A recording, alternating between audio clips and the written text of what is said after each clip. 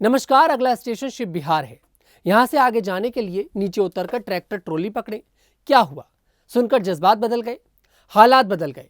लेकिन लोनी और आसपास के लाखों लोगों का हाल यही है।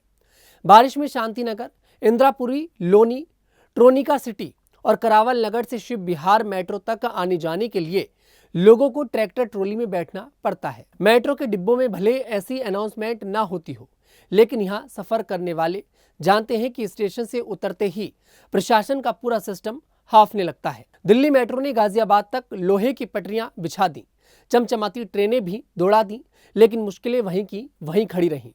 ई रिक्शा और ऑटो तक तो ठीक था, लेकिन अब लोग ट्रैक्टर ट्रॉली में लटक कर सफर करने को मजबूर हैं। जिस सड़क पर लोग रोज अपने धैर्य का इम्तिहान दे रहे हैं, वो कोई गली मोहल्ले की सड़क नहीं, बल्कि नेशनल हाईवे 709B है।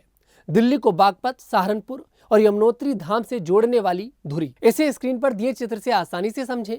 लाल एरो वाली सड़क नया देहरादून हाईवे है। पीले एरो वाली सड़क लोनी रोड है। पावी तक पूरा लोनी रोड खराब है।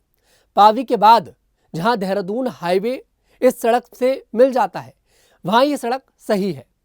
हाल यह है कि गोकुलपुर गोकुल चक्कर से पावी गांव तक के 7.5 किलोमीटर रास्ते में 50 मिनट लगते हैं। सड़क इतनी टूटी फूटी है कि यहाँ गाड़ी से ज्यादा आपकी हड्डियां चटकती हैं। इसे नेशनल हाईवे कहें या गड्ढों का मेला, फर्क करना मुश्किल है। लोनी तक के 20 नहीं 30 रुपए लगेंगे। देख नहीं रहे सड़क कितनी खराब है। बारिश में वैसे तो यहाँ ऑटो या बैटरी रिक्शा नहीं चल पाते, लेकिन जितने भी दिन चलते हैं उनके पास ज्यादा किराया वसूलने का ये तर्क सबसे अच्छा होता है। लेकिन असली हाईवे डकैती तो ट्रैक्टर ट्रॉली वाले करते हैं। जिस दूरी पर ऑटो 20 रुपए लेते हैं, वहां ट्रैक्टर ट्रॉली वाले 50 रुपए मांगते हैं। मजबूरी में लोग चुपचाप देते भी हैं, क्योंकि डूबे हुए रास्ते पर कोई और चारा नहीं। हालांकि तस्वीर का दूसरा पहलू ये भी है। इंदिरापुरी के कुछ ट्रैक्टर वालों का कहना है, हम रेगुलर सवारी नहीं ढोते, हमारा काम तो रोडा, बदरपुर और मलबा उठाना है।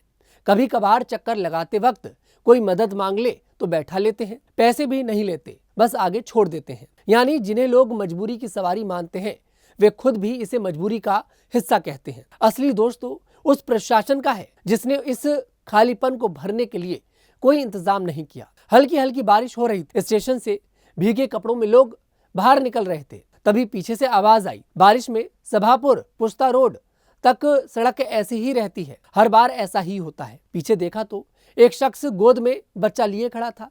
चेहरे पर ना गुस्सा न शिकायत, बस बेफिक्री।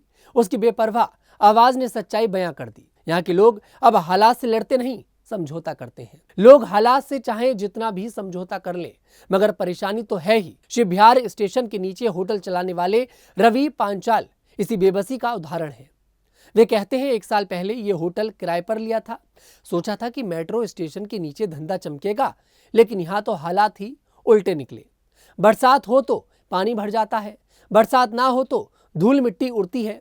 मतलब किसी भी सीजन में आराम नहीं है। रवि आगे कहते हैं, ऐसे हालात में लोग होटल में आना ही नहीं चाहते। कई बार तो किराया निकालना तक मुश्किल हो जाता है। यानी स्टेशन पर ट्रेन चाहे कितनी समय पर आए, लेकिन रवि जैसे लोगों की जिंदगी में राहत की ट्रेन अब तक नहीं पहुंची। बिजली का काम करने वाले शाहनवाज की भी वही मजबूरी है। वो कहते हैं, मुझे रोज शादरा भजनपुरा जाना पड़ता है, लेकिन बारिश में हर दिन जेब से ज्यादा किराया निकलवाना पड़ता है। ये इलाका गाजियाबाद के सांसद अतुल गर्ग और विधायक नंद किशोर गुर्जर का है। बरसात खत्म होने के बाद सड़क दुरुस्त कराने का भरोसा लोगों को दिया गया है, लेकिन सब जानते हैं सरकार प्रशासन हर बार वादों की छतरी खोलता है और हकीकत में लोग हर बरसात बिना छतरी भीगते हैं। ये रिपोर्ट आपको कैसी लगी कमेंट सेक्शन में जरूर बताइएगा। मैं तनुज दीक्षित फिर आपसे मुलाकात करूंगा। तब तक के लिए मेरे साथ देखते रहिए न्यूज़ 15 दिल्ली।